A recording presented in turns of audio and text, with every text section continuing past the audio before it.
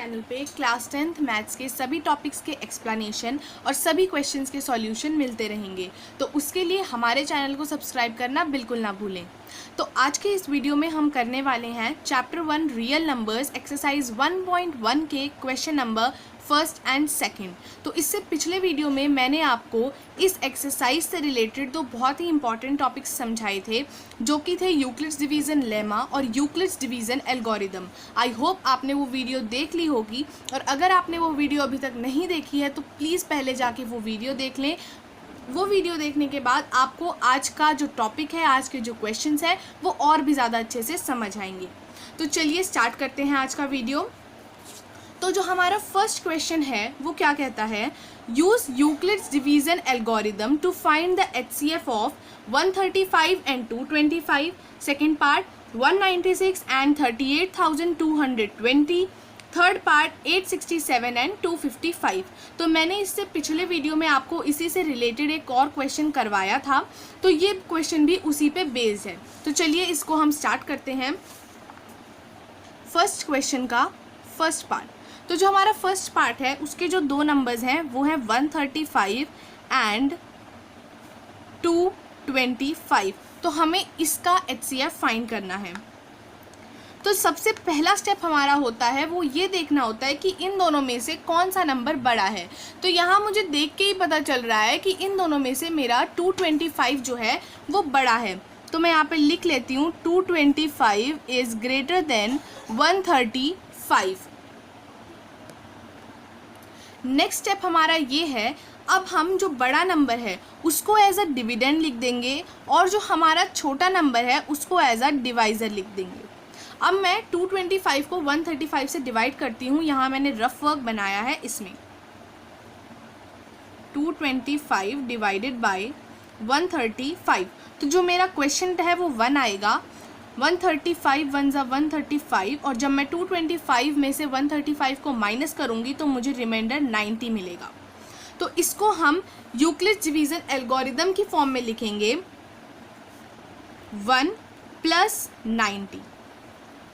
तो हमें जो रिमाइंडर है वो 0 चाहिए, तभी हम कह सकते हैं कि हमारा जो एचसीएफ है वो आ गया है।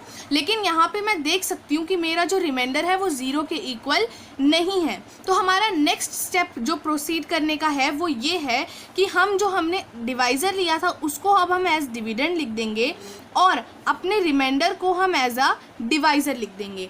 अब मैं दोबारा सेम स्टेप करूँगी, मैं इसको यहाँ डिवाइड करूँगी। 135 को मैं 90 से डिवाइड करूँगी तो मुझे क्वेश्चन 1 मिलेगा और मेरे पास जो रिमाइंडर आएगा वो है 45। तो इसको हम सेम इसी फॉर्म में लिख देंगे, मल्टीप्लाइड बाय 1 + 45। अगेन हम यहाँ देख सकते हैं कि जो हमारा रिमाइंडर है वो 0 के इक्वल नहीं है। तो हम सेम स्टेप को दोबारा फॉलो करेंगे कि हम अपने डिवाइज़र को एज अ डिविडेंड लिखेंगे और अपने रिमाइंडर को एज अ डिवाइज़र लिखेंगे। फिर से हम इसको डिवाइड करेंगे, 90 डिवाइडेड बाय 45। अब ये 2s पे जाएगा और मेरे पास जो रिमाइंडर है वो 0 आ गया। इसको मैं दोबारा इसी फॉर्म में लिख देती हूँ +0। अब हम देख सकते हैं कि जो हमारा रिमाइंडर है वो 0 के इक्वल आ चुका है।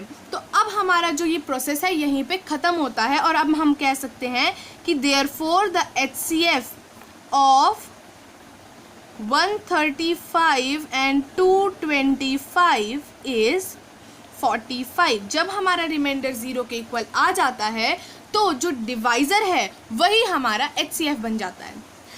तो ये वाला पार्ट इसका यहीं पे ख़त्म होता है। अब हम प्रोसीड करते हैं इसके नेक्स्ट पार्ट पे, जो कि है 196 एंड 38,220। फिर से हम वही स्टेप्स फॉलो करेंगे। हम सबसे पहले देखेंगे कि इन दोनों में से हमारा कौन सा नंबर बड़ा है। तो ऑब्वियसली 38,220 जो है वो हमारा 196 से बड़ा है। अब हम अपने जो बड़ा वाला नंबर है उसको एज अ डिविडेंड लिखेंगे और छोटे वाले नंबर को एज अ डिवाइज़र लिखेंगे। अब मैं इसको डिवाइड करती हूँ। 38,220 को 196 से डिवाइड करते हैं तो सबसे पहले ये 1 पे जाएगा, 196। तो मुझे जो रिमाइंडर मिलेगा वो है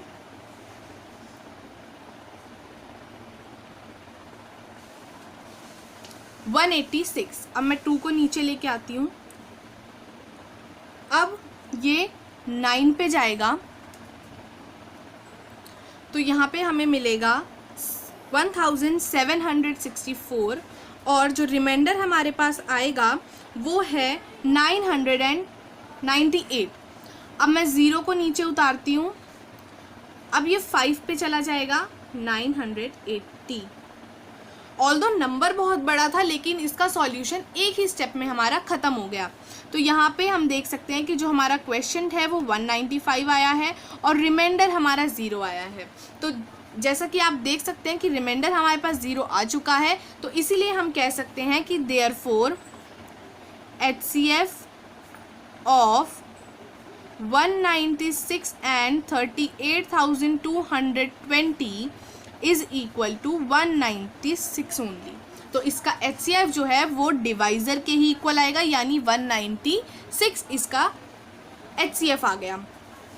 अब हम चलते हैं इसके third and the last part पे, जो कि है 867 and 255। 867 and 255 सेम स्टेप्स हम यहाँ पे भी फॉलो करेंगे। सबसे पहले हम देखते हैं कि इनमें से कौन सा नंबर हमारा बड़ा है। तो यहाँ हम देख सकते हैं क्लियरली कि 867 हमारा 255 से बड़ा है। तो अब हम 867 को एज अ डिविडेंड और 255 को एज अ डिवाइज़र लिखेंगे और इसको डिवाइड करेंगे।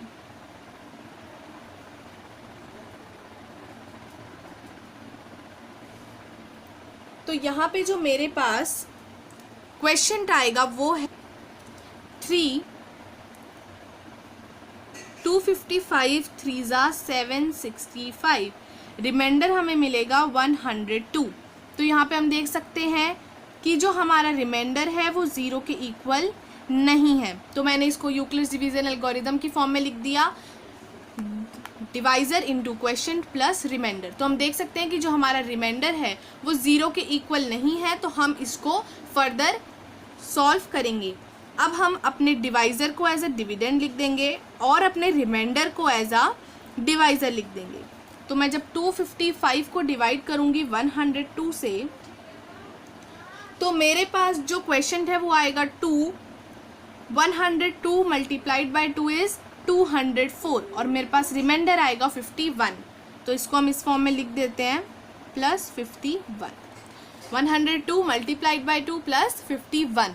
अगेन हमारा जो रिमाइंडर है वो 0 के इक्वल नहीं आया, तो हम इसको फर्दर सॉल्व करेंगे। अब हम 102 को एज अ डिविडेंड लिख देते हैं और अपने 51 यानी रिमाइंडर को एज अ डिवाइज़र लिख देते हैं। अब जब मैं 102 को 51 से डिवाइड करती हूँ तो ये मेरा 2 पे चला जाएगा और मुझे रिमाइंडर 0 के इक्वल मिल जाएगा। तो यहाँ पे हम लिखेंगे 2 प्लस 0। तो फाइनली हमारे पास रिमाइंडर 0 के इक्वल आ गया है। अब हम कह सकते हैं therefore HCF of 867 and 255 is equal to 51। I hope आपको क्वेश्चन नंबर 1 समझ आया होगा। अब हम चलते हैं हमारे नेक्स्ट क्वेश्चन नंबर 2 पे।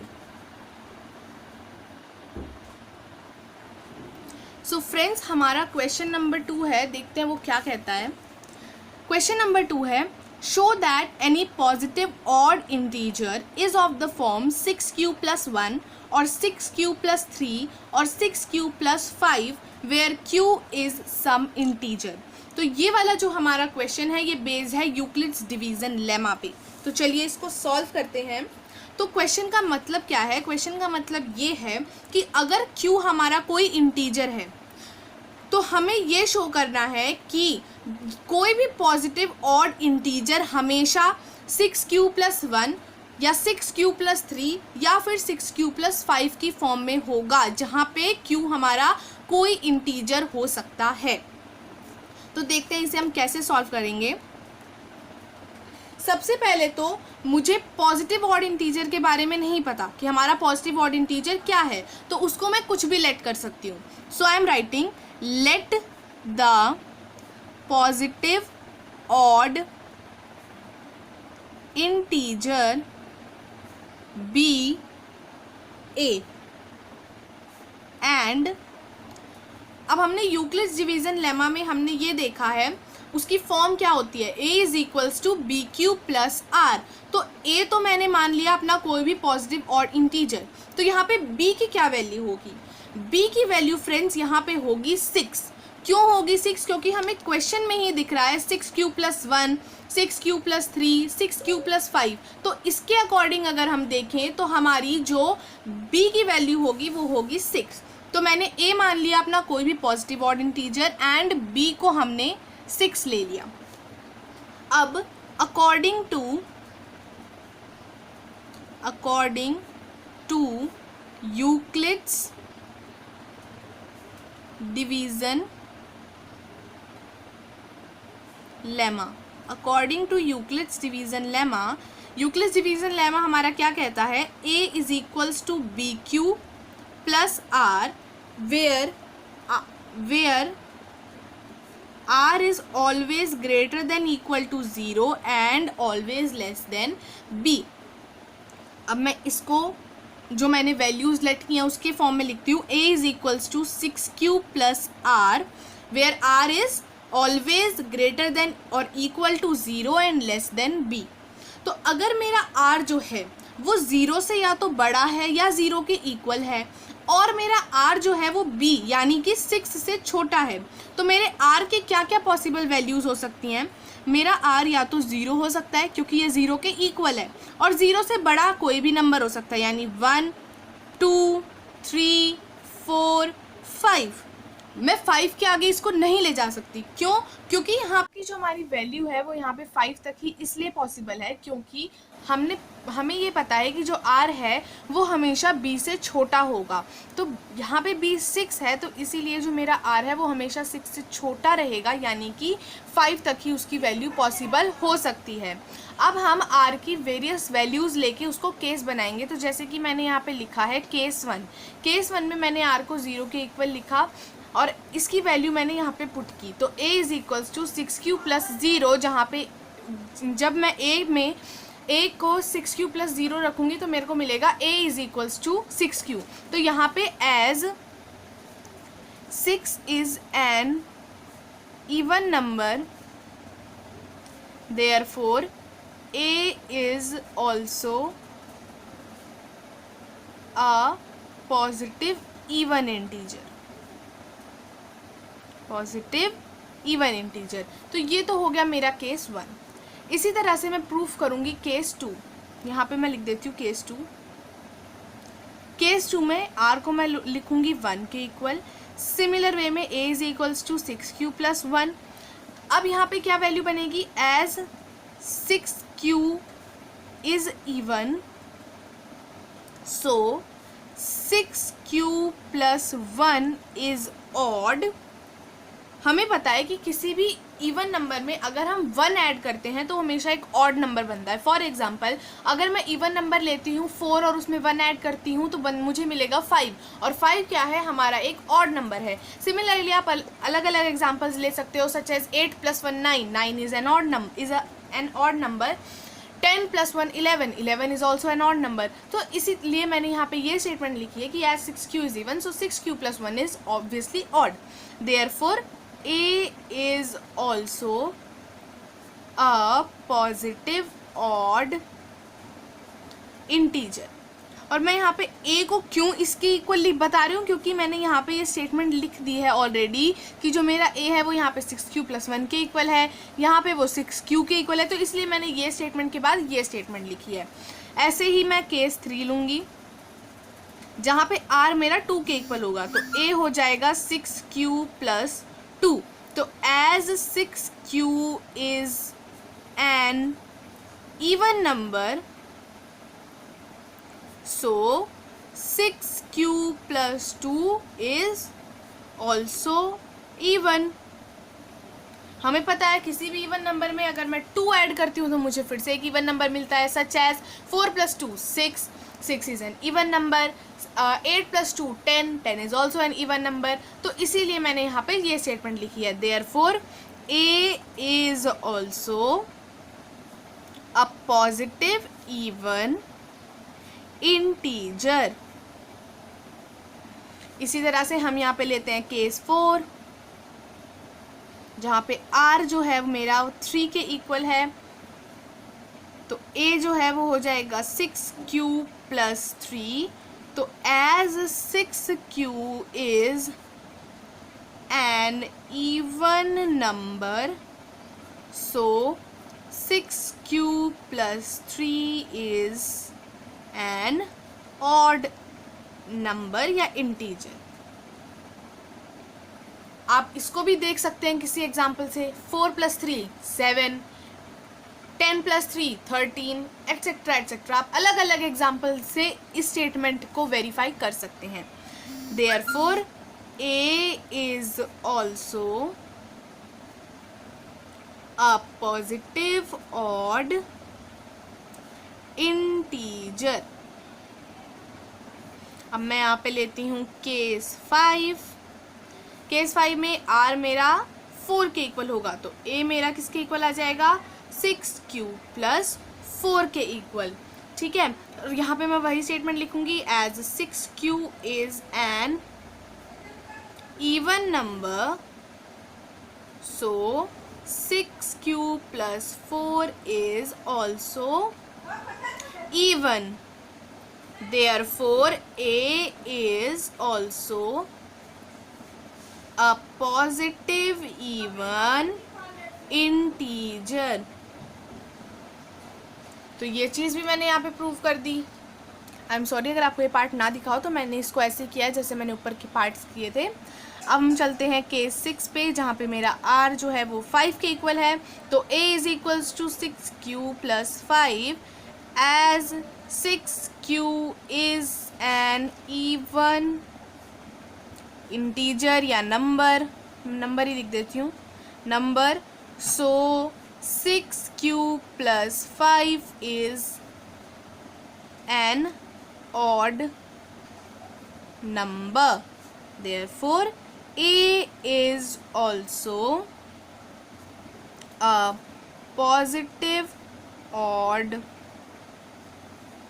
इंटीजर।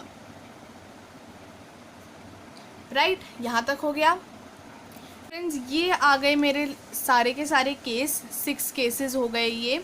तो अब जो हमें प्रूव करना था, क्या प्रूव करना था कि जो A है और B मेरा जब 6 के इक्वल है, तो मुझे ये प्रूव करना था इस क्वेश्चन में कि जो पॉजिटिव ऑड इंटीजर है वो फॉर्म किसकी फॉर्म में होगा, 6Q + 1 की, या 6Q + 3 की, या 6Q + 5 की फॉर्म में होगा।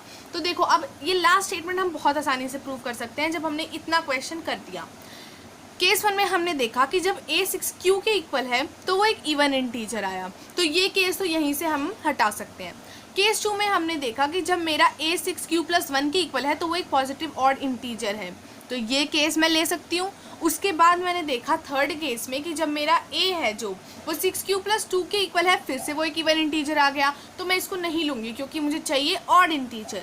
फोर्थ केस में देखते हैं, जब मेरा A जो है वो 6Q + 3 के इक्वल है तो मुझे एक ऑड इंटीजर मिला, ये केस भी मैं यूज़ कर सकती हूँ। और लास्ट और फाइनल केस जो है ये 6th, इसमें मैंने क्या देखा, जब A मेरा 6Q + 5 के इक्वल है तो भी मुझे एक ऑड इंटीजर मिला, और जब मेरा 6Q + 4 के इक्वल था तो एक इवन इंटीजर मिला। तो from case 2, 4 and 6 I can say that all the positive odd integers are of the form 6Q + 1, 6Q + 3 and 6Q + 5।